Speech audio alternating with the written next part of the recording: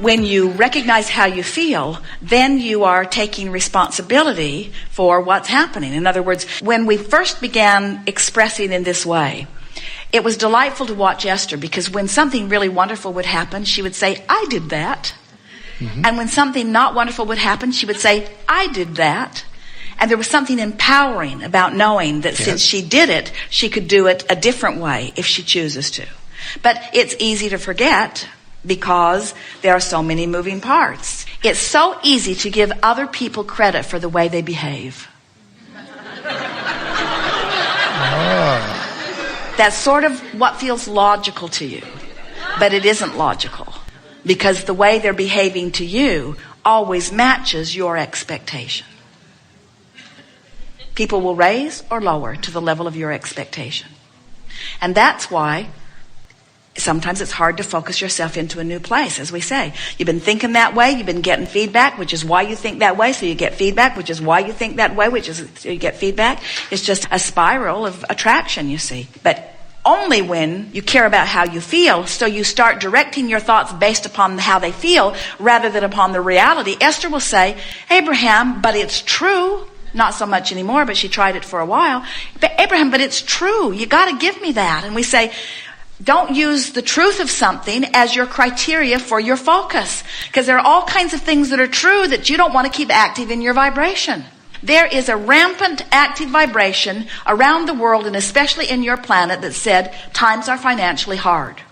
And as long as you keep beating that drum, the stuff that's queued up for you in your escrow, in your vibrational reality, will be slowed down, because your thinking that times are hard puts you in a place of disallowing them. Meanwhile, there are people who are accustomed to thriving in all times that are making out like bandits. And then you say, that's wrong. You're not supposed to thrive in this hard economy. We're all supposed to suffer in this suffering economy. We say, hear what you're saying.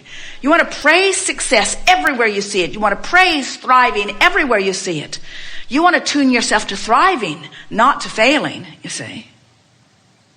You can tell by the way you feel how the source within you is looking at it. Source within you is not worried about this economy. And when you do, you feel bad. But you don't feel bad because you're worrying about the economy. You feel bad because you're separating yourself from Source, who does not worry about the economy, and using worrying about the economy as your excuse to separate yourself from Source.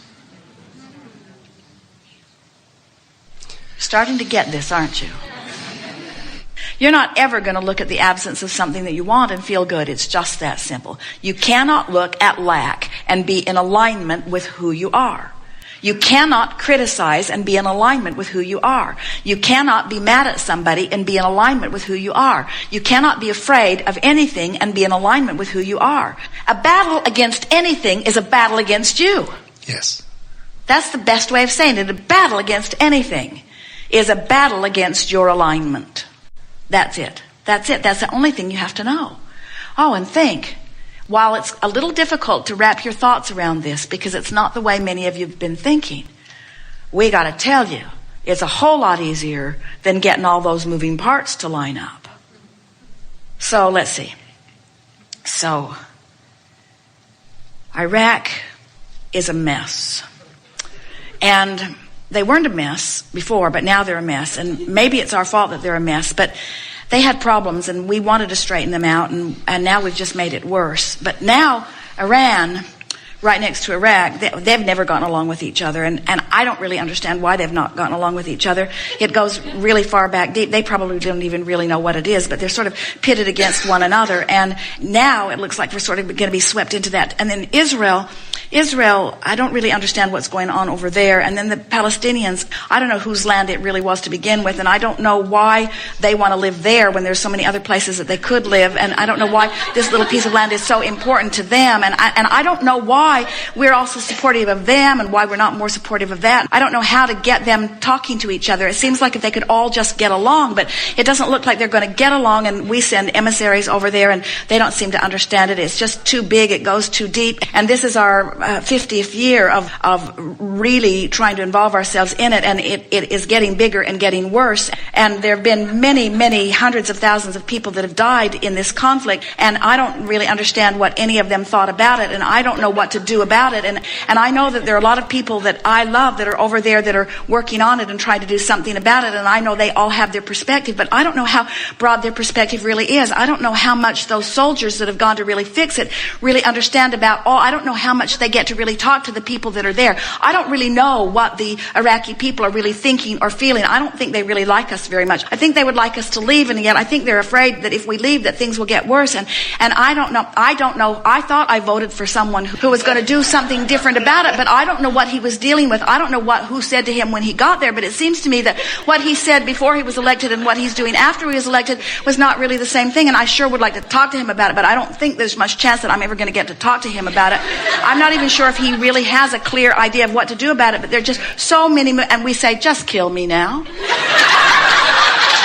How are you ever going to sort that all out? Now let's talk about Michael Jackson's death. So,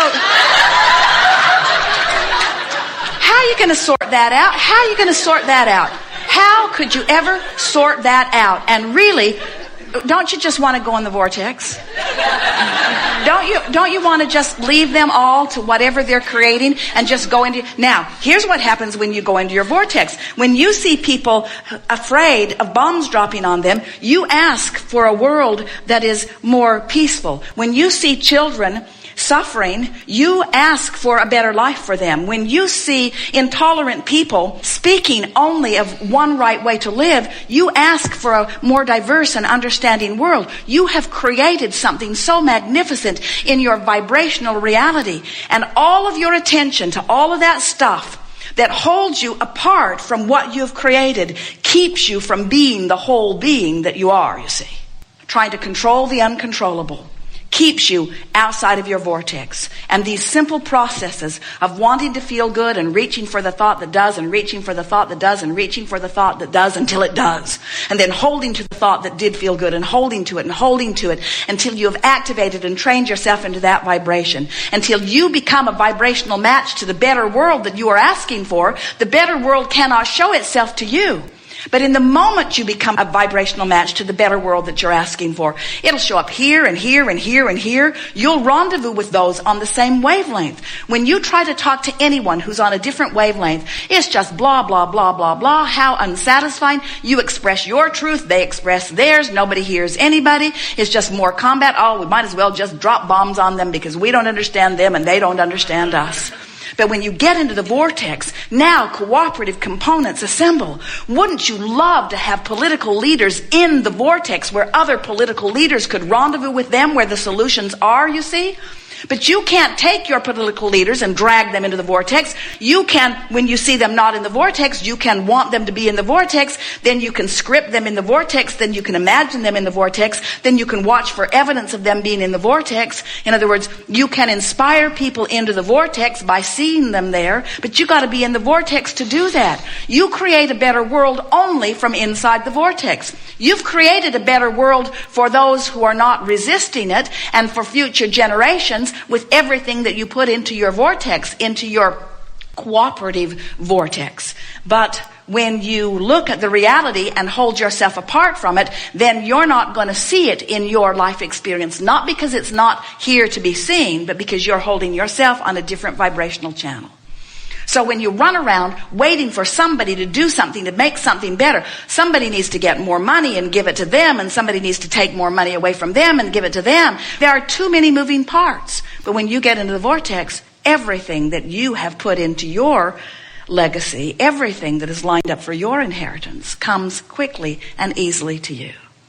And then the hard part, which is people who are outside the vortex, looking at you in the vortex thriving. You got to be strong enough that their discomfort with your thriving doesn't throw you out of the vortex. Because you can't get sick enough to help sick people get well, and you can't get poor enough to help poor people get rich. In other words, you can't suffer yourself into their understanding. You have to succeed yourself into their success. You have to appreciate yourself into their well-being. You have to adore yourself and them into their thriving, you see. You got to be in the vortex, or you got nothing to give nobody. But you see, it always takes effort. And let's talk about why it takes effort. And let's just tell it like it is. Focus is effort because law of attraction will hold you to your dominant vibration. So if I've been beating the drum of I don't have enough money, and I've been noticing evidence of not having enough money, and in my noticing that I don't have enough money, I activate a vibration so it keeps me in that position of not having enough money, then to think about having more money is not as easy as noticing that I don't have enough money. It takes effort to imagine beyond what is. That's really what we're talking about. It's easy. It's like it's easy to turn on the television and watch what they're offering. It's more difficult to think your own thought. It's easy to just hear what someone's saying to you. It's more difficult to guide the conversation in a more positive direction. It's easy to observe. It's more difficult to focus. And yet, there is so much more reward in focusing than there is in just observing. So, most people have trained themselves. You have patterns of thought about money. You have patterns of thought about your body. You have patterns of thought about teachers. You have patterns of thought about government. You have patterns of thought about ecology. You have patterns of thought about medicine. You have patterns of thought about animals. You have patterns of thought about cats.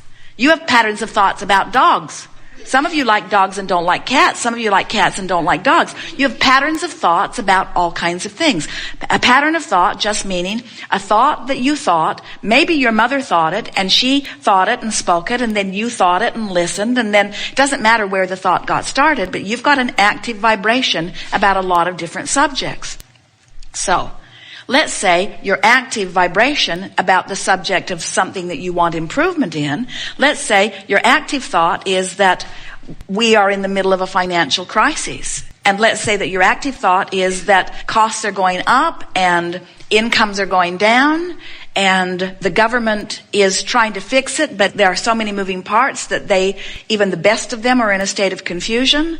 And so that's your active thought, that you've talked about it, you've thought about it, you've listened, you've reasoned it out. That's your active thought. Well, it takes discipline to think a different thought. And many people would say, it's not just that it takes discipline to think an improved thought, Abraham. I don't want to think an improved thought because I've been trained to tell it like it is. I've been trained to face reality, to tell the truth. So now this vibration, this reason that it's harder to think a different thought has many layers of reasons. My mother told me to always tell her exactly the truth. And I don't always do it, but I feel guilty every time I don't. So I've trained myself into this thought, and now it's difficult to think a thought that's different. And we want to say, oh, hear this. The only reason that it's harder to think the optimistic thought about the subject that you've been pessimistic about is because the habit of thought has a vibration active within you, and law of attraction's holding you there. Law of attraction's holding you there. Law of attraction's giving you other thoughts that match it. Law of attraction's bringing you to people who think the same thing. Law of attraction's bringing evidence to you to support your belief. In other words, of course it's hard because reality has been formulating around it, and you believe your reality. And oh, did you just hear that? You believe that reality, and we want you to believe this reality. We want you to believe the vibrational reality. We want you to believe the reality of the whole of you, you see. And when these two realities merge, and the only way this is so good. The only way these two realities can merge is if you come this way into your vortex, because your vortex is never going to merge with this reality.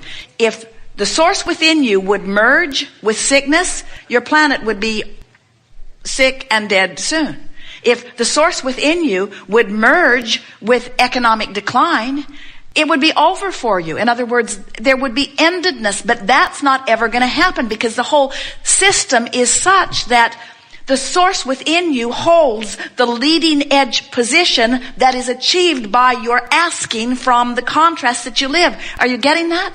When you know what you don't want, you ask for improvement, and improvement becomes the new order of the day. And the new ones being born and all the new energy coming in all come from that vantage point. We've all got a perpetual well-being thing going on here that no matter how negative any one of you get, you cannot disrupt the system. All you can do is pinch yourself off and have an unpleasant time for a while until you croak, and then you're right back in the game again.